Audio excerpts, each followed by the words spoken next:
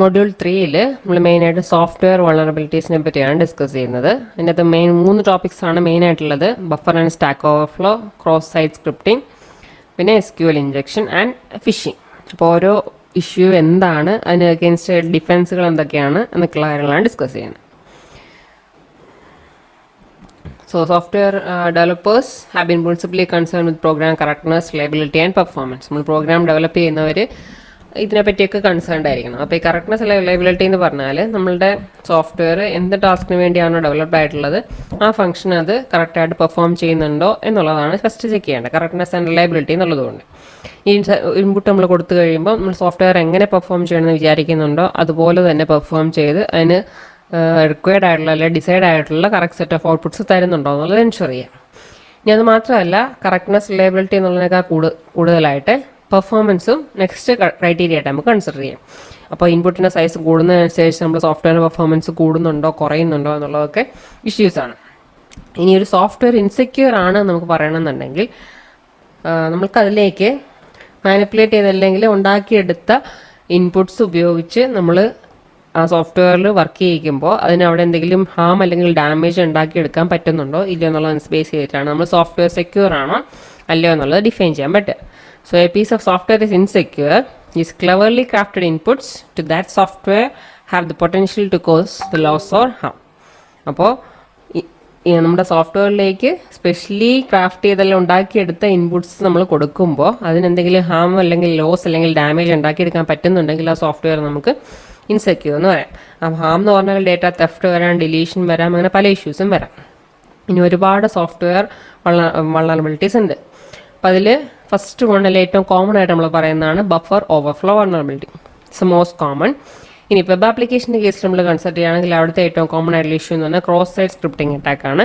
അപ്പോൾ അത് നമുക്ക് ഈ മോഡ്യൂളിലുള്ളതാണ്.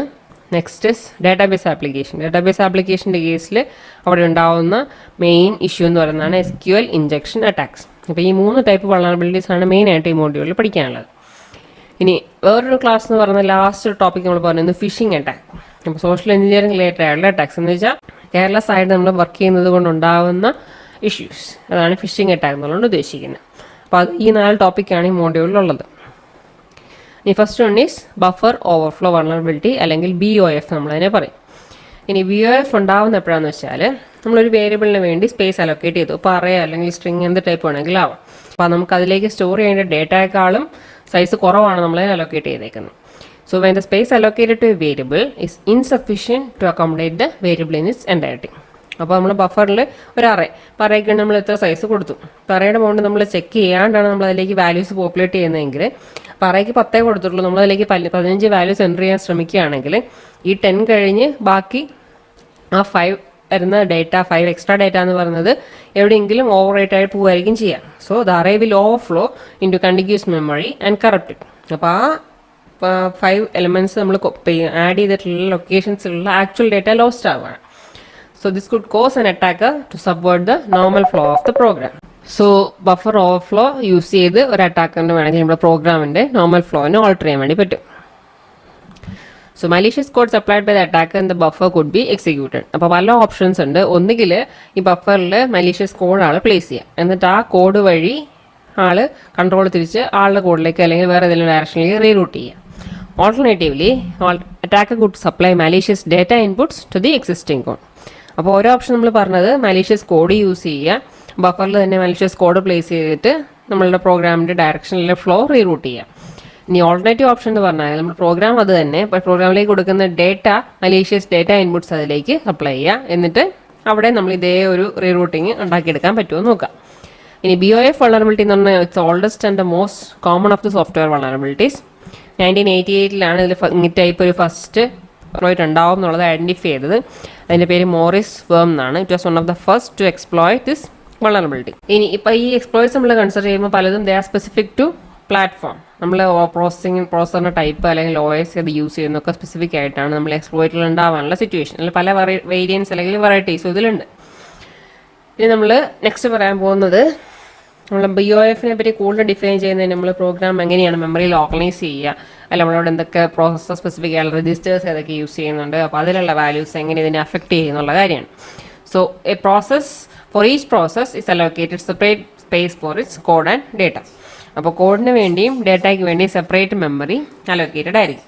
നമ്മുടെ പ്രോഗ്രാമിലെ ഇൻസ്ട്രക്ഷൻസ് നമ്മൾ ഈ കോഡ് ഏരിയയിലാണ് നോർമലി കീപ്പ് ചെയ്യുക. ഇനി അതുപോലെ തന്നെ സെപ്പറേറ്റ് സെഗ്മെൻറ്റ്സ് നമുക്ക് ഇവിടെ കാണാം. അൺഇൻഷ്യലൈസ്ഡ് ഡേറ്റ, ഗ്ലോബൽ അൺഇൻഷ്യലൈസ്ഡ് ഡേറ്റയ്ക്ക് വേണ്ടിയും സ്റ്റാറ്റിക് ഇൻഷ്യലൈസ്ഡ് ഡേറ്റയ്ക്ക് വേണ്ടിയും സെപ്പറേറ്റ് സെഗ്മെൻറ്റ്സ് ഉണ്ട്. അതുപോലെ തന്നെ അഡീഷണൽ ആയിട്ട് കാണുന്ന രണ്ട് മെയിൻ സെഗ്മെൻറ്റ്സ് എന്ന് പറഞ്ഞാൽ സ്റ്റാക്കിന് ഹീപ്പിന് വേണ്ടി.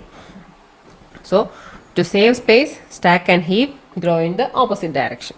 നമുക്കറിയാം സ്റ്റാക്ക് എന്ന് പറഞ്ഞാൽ it's a last and first out structure. Local വേരിയബിൾസിനെ സ്റ്റോർ ചെയ്യാൻ വേണ്ടി നമ്മൾ യൂസ് ചെയ്യുന്നു.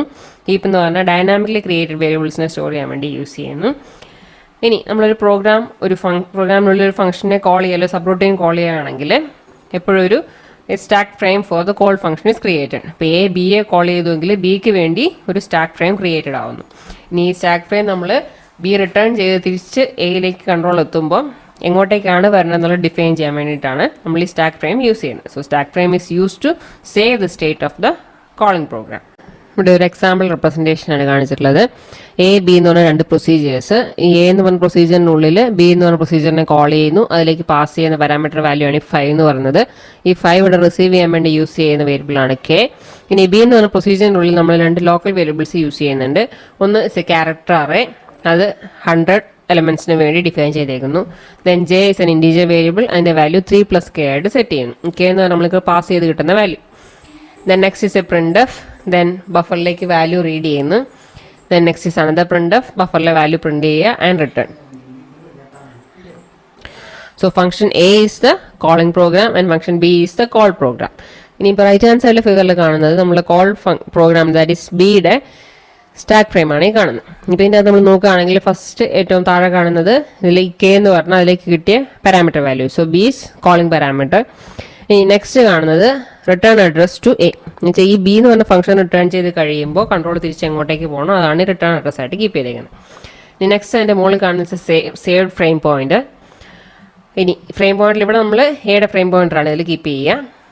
ഇനി നെക്സ്റ്റ് അതിൻ്റെ മുകളിലേക്ക് നമ്മളുടെ ഇവിടെ രണ്ട് local variables that is buffer of 100 and J, that is രണ്ടും ലോക്കൽ വേരിയബിൾസ് ഓഫ് ബി. ഇനി എസ് പി നമുക്കറിയാം ഇറ്റ്സ് സ്റ്റാക്ക് പോയിന്റർ.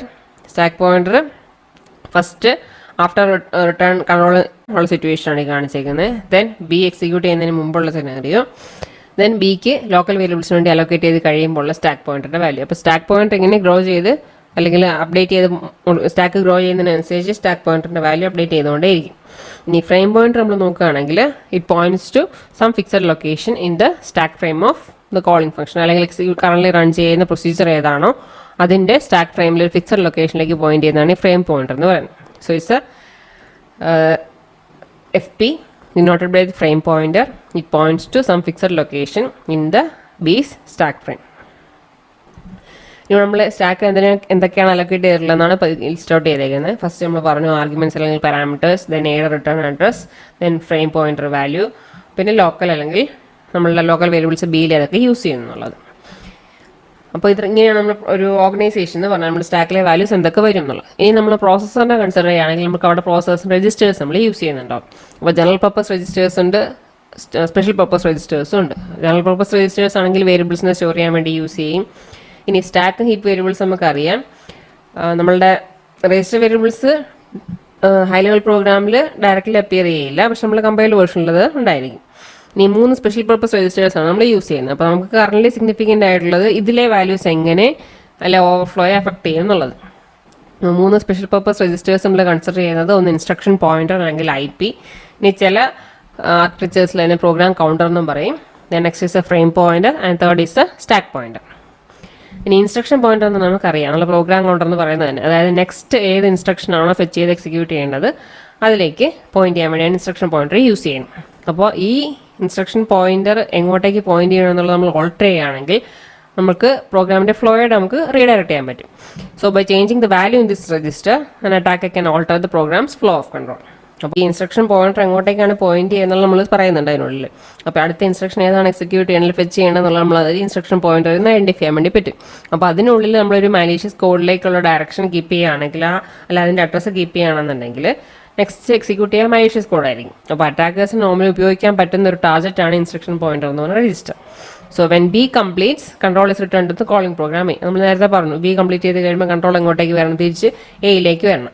ഈ റിട്ടേൺ അഡ്രസ് എന്ന് പറഞ്ഞാൽ നമ്മൾ ബിയിലേക്ക് കൺട്രോൾ പോകുമ്പോൾ, ഇപ്പോൾ എയിൽ നിന്ന് ബി നമ്മൾ കോൾ ചെയ്ത് കഴിയുമ്പോൾ തന്നെ നമ്മളുടെ സ്റ്റാക്കിലേക്ക് നമ്മളെന്ത് കീപ്പ് ചെയ്യണം, നമ്മൾ എയിൽ തിരിച്ച് വരാനുള്ള അഡ്രസ്സ്, അതായത് റിട്ടേൺ അഡ്രസ്സ് നമ്മൾ സ്റ്റാക്കിലേക്ക് പുഷ് ചെയ്യുന്നുണ്ട്.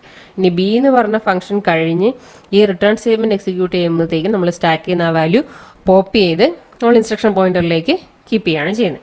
അപ്പോൾ ആ റിട്ടേണിൽ നമ്മൾ കീപ്പ് ചെയ്യുന്ന അഡ്രസ്സ്, അപ്പോൾ എയിലേക്ക് തിരിച്ച് വരാൻ വേണ്ടി നമ്മൾ ഈ സ്റ്റാക്കിൽ കീപ്പ് ചെയ്യുന്ന ആ അഡ്രസ്സിൻ്റെ വാല്യൂ ഓൾട്ടർ ചെയ്യുകയാണെങ്കിൽ, അല്ലെങ്കിൽ മോഡിഫൈ ചെയ്യുക, അല്ലെങ്കിൽ മാനിപ്പുലേറ്റ് ചെയ്യുകയാണെങ്കിൽ നമ്മൾ പ്രോഗ്രാമിൻ്റെ ഫ്ലോയുടെ അറ്റാക്കറിന് റീറൂട്ട് ചെയ്യാൻ വേണ്ടി പറ്റും. ഇനി സെക്കൻഡ് രജിസ്റ്റർ നമ്മൾ കൺസിഡർ ചെയ്യുന്ന ഫ്രെയിം പോയിന്ററാണ്. ഫ്രെയിം പോയിന്റർ നമ്മൾ പറഞ്ഞു എഫ് പി ഉപയോഗിച്ച് റെപ്രസെൻറ്റ് ചെയ്യുന്നു. And it's points to the fixed location in the stack frame of the currently executing subroutine. ഇപ്പോൾ ബി ആണ് റൺ ചെയ്യുന്നതിൽ ബിയിലേക്ക് കൺട്രോൾ വന്നു കഴിയുമ്പോൾ സെനറിയോ ആണ് ഈ കാണിച്ചേക്കുന്നത്. സോ ഇതിൽ ഒരു ഫിക്സഡ് ലൊക്കേഷനിൽ ഉണ്ടാവും, നമ്മുടെ ഈ സ്റ്റാക്ക് ഫ്രെയിമിലെ ഒരു ഫിക്സഡ് ലൊക്കേഷനിലേക്കാണ് ഈ ഫ്രെയിം പോയിന്റർ പോയിന്റ് ചെയ്യും. അപ്പോൾ ബിയിലെ എല്ലാ ലോക്കൽ വേരിയബിൾസും അതുപോലെ തന്നെ ഈ പാരാമീറ്റേഴ്സിനെ അല്ലെങ്കിൽ ആർഗ്യുമെൻസിനെ എല്ലാം നമ്മൾ ഈ ഫ്രെയിം പോയിന്ററിന് റിലേറ്റീവ് ആയിട്ടാണ് ആക്സസ് ചെയ്യുക. അപ്പോൾ ഇവിടെ നിന്നുള്ള ഡിസ്പ്ലേസ്മെന്റ്സ് വഴിയായിരിക്കും അങ്ങോട്ടും ഇങ്ങോട്ടുള്ള ആക്സസ് നടക്കുക. So first task of the subroutine is to load the frame pointer to point to a fixed location in the B's stack frame. അപ്പോൾ ഫസ്റ്റ് ഈ ബി എന്ന് പറഞ്ഞ സബ് റൂട്ടീൻ ചെയ്യേണ്ടത് നമ്മളുടെ എഫ് പി എങ്ങോട്ടേക്ക് പോയിന്റ് ചെയ്യണം, നമ്മളുടെ ബിയുടെ stack ഫ്രെയിമിലെ ഒരു ഫിക്സഡ് ലൊക്കേഷനിലേക്ക് പോയിന്റ് ചെയ്യിക്കുക എന്നുള്ളതാണ് first task. However, the frame pointer holds A's frame pointer. അപ്പോൾ ഈ സേവ്ഡ് ഫ്രെയിം പോയിന്റർ എന്ന് പറഞ്ഞത് നമ്മളുടെ എയുടെ വാല്യൂ ആയിരിക്കും അതിൽ നമ്മൾ കീപ്പ് ചെയ്യുന്നത്. എയുടെ ഫ്രെയിം പോയിന്റർ വാല്യൂ ആയിരിക്കും നമ്മൾ അതിൽ കീപ്പ് ചെയ്യുക. അപ്പോൾ എയുടെ ഫ്രെയിം പോയിന്റർ നമ്മൾ സേവ് ചെയ്തിട്ട് വേണം, അല്ലെങ്കിൽ നമുക്ക് കൺട്രോൾ തിരിച്ച് കോളിംഗ് പ്രോഗ്രാമിലേക്ക് കൊണ്ടുപോകാൻ പറ്റില്ല. So that is F P can be reloaded with the saved value. ഇനി തേർഡ് രജിസ്റ്റർ എന്ന് പറഞ്ഞാൽ സ്റ്റാക്ക് പോയിന്റർ. നമുക്കറിയാം നമ്മളെ സ്റ്റാക്കിൻ്റെ ടോപ്പിലേക്ക് പോയിന്റ് ചെയ്യും. ഓരോ പ്രാവശ്യം ഐറ്റംസ് അതിലേക്ക് പുഷ് ചെയ്യുമ്പോൾ സ്റ്റാക്ക് പോയിന്റർ അപ്ഡേറ്റ് ചെയ്തുകൊണ്ടേയിരിക്കും.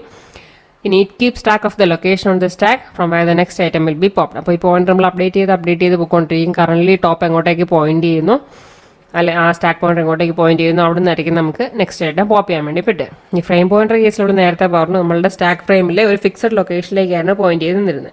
അപ്പോൾ അതിന് അപ്ഡേഷൻ ഒന്നും വന്നിരുന്നില്ല, നമ്മൾ പ്രോസസ്സിങ്ങിന് നടക്കുന്നു. പക്ഷേ സ്റ്റാക്ക് പോയിന്ററിന്റെ വാല്യൂ എന്ന് പറഞ്ഞാൽ it keeps changing value as local variables are pushed on the stack during the execution of the sub routine. അപ്പോൾ ഇവിടെ നമുക്ക് കണ്ടില്ലേ, ഫസ്റ്റ് കേസിൽ സ്റ്റാക്ക് പോയിന്ററിലെ വാല്യൂ ആദ്യം ഈ ഒരു സിറ്റുവേഷനിലായിരുന്നു, നെക്സ്റ്റ് അത് കഴിഞ്ഞിട്ട് ഈ ഒരു പൊസിഷനിലെത്തി, അത് ലോക്കൽ വേരിയബിൾസ് കൂടി ആഡ് ചെയ്ത് കഴിഞ്ഞപ്പോൾ ഈ ഒരു പൊസിഷനിലേക്ക് എത്തി. അപ്പോൾ അങ്ങനെ സ്റ്റാക്ക് പോയിന്റർ അപ്ഡേറ്റ് ചെയ്തുകൊണ്ടേയിരിക്കും. നെക്സ്റ്റ് നമ്മൾ ഈ പറഞ്ഞ സാധനങ്ങളെല്ലാം ഒന്ന് സമ്മറൈസ് ചെയ്യാൻ വേണ്ടിയിട്ടാണ് key points regarding BOF vulnerability. So stack and heap grow in opposite direction. ഇപ്പോൾ ബഫർ ഓവർഫ്ലോ ഉണ്ടാകുകയാണെങ്കിൽ നമ്മളുടെ സ്റ്റാക്ക് കഴിഞ്ഞുള്ള കണ്ടിന്യൂസ് ഏരിയാസിൽ കൂടി അത് കറപ്ഷൻ ഉണ്ടാക്കും. So it will include the return address. ഇനി നമ്മളുടെ ബഫറിലേക്കുള്ള ഇൻപുട്ട് നമ്മൾ എക്സ്റ്റേണൽ സോഴ്സിൽ നിന്നാണ് ഡെറൈവ് ചെയ്യുന്നതെങ്കിൽ അറ്റാക്കിന് വേണമെങ്കിൽ ആ ഇൻപുട്ടിനെ ക്രാഫ്റ്റ് ചെയ്ത് അല്ലെങ്കിൽ മാനിപ്പുലേറ്റ് ചെയ്ത് നമ്മൾ എന്തെങ്കിലും ഇൻപുട്ട് തന്നെ മാലീഷ്യസ് ആക്കി ബഫറിലേക്ക് കോപ്പി ചെയ്യാം. So that the return address of call function അല്ലെങ്കിൽ call program is over return to point to the malicious code.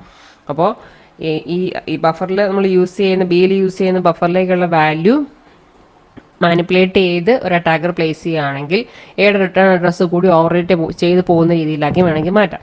അപ്പോൾ തിരിച്ച് കൺട്രോൾ എയിലേക്ക് വരില്ല, പകരം it will go to some malicious code. Hence on completion of function B control will not return to A but to A location memory determined by the attacker. ഇനി അതുപോലെ തന്നെ നമ്മളുടെ ബഫറിനുള്ളിൽ തന്നെ വേണമെങ്കിൽ മലീഷ്യസ് കോഡിനെ ഇൻകോപ്പറേറ്റ് ചെയ്യാം. ഇനി നമ്മൾ വേറെ രണ്ട് ഓൾട്ടർനേറ്റീവ്സ് എല്ലാം രണ്ട് BOF നമ്മൾ ഉപയോഗിക്കാൻ പറ്റുന്ന രണ്ട് എക്സ്പ്ലോയിറ്റ്സ് നമ്മൾ ഫർദർ ഡിഫൈൻ ചെയ്യുന്നുണ്ട്. അപ്പോൾ അതിലൊന്നാണ് ഷെല്ല് യൂസ് ചെയ്യുക, വേറൊന്ന് library Lipsy function Lipsy use ചെയ്യുക, ലിപ്സി ലൈബ്രറി യൂസ് ചെയ്യാം. സോ റിട്ടേൺ അഡ്രസ് ഓവറേറ്റ് ചെയ്യാൻ വേണ്ടി നമുക്ക് വേണമെങ്കിൽ ഷെല്ല് ക്രിയേറ്റ് ചെയ്യാം. അതുപോലെ തന്നെ അറ്റാക്കറിൻ്റെ സ്ട്രിങ് വേണമെങ്കിൽ ലൈബ്രറി ഫംഗ്ഷനിൽ ലിപ്സി യൂസ് ചെയ്ത് വേണമെങ്കിലും നമുക്കൊരു ഷെല്ല് സ്പോൺ ചെയ്ത് റിട്ടേൺ അഡ്രസ്സിനെ മാനിപ്പുലേറ്റ് ചെയ്യാൻ വേണ്ടി ശ്രമിക്കാം. ആ രണ്ട് ഓപ്ഷൻസ് നമ്മൾ നെക്സ്റ്റ് എക്സ്പ്ലോയിറ്റ്സ് ആയിട്ട് പഠിക്കുന്നുണ്ട്. ഇനി യൂഷ്വലി നമ്മൾ C++ ലാംഗ്വേജിലുള്ള പ്രോഗ്രാംസിനെയാണ് നമ്മൾ BOF അറ്റാക്കിന് ഉണ്ടാവാൻ ഏറ്റവും കൂടുതൽ ചാൻസ് ഉള്ളത്. അപ്പോൾ അതിനകത്ത് നമുക്കറിയാം നമുക്ക് മെമ്മറി അലൊക്കേഷനും പല ഫംഗ്ഷൻസ് ഇപ്പോൾ STR CPY അല്ലെങ്കിൽ കോപ്പി ഫംഗ്ഷൻസ് അങ്ങനെ ചില ഫംഗ്ഷൻസ് എല്ലാം വളരെയധികം സസെപ്റ്റബിൾ ആണ് ടു BOF അറ്റാക്സ്. അപ്പോൾ അതിനെല്ലാം പ്രോപ്പറായിട്ടുള്ള ഡിഫെൻസ് മെത്തേഡ്സും കുറേയൊക്കെ നമ്മൾ ഡിഫൈൻ ചെയ്യുന്നുണ്ട്.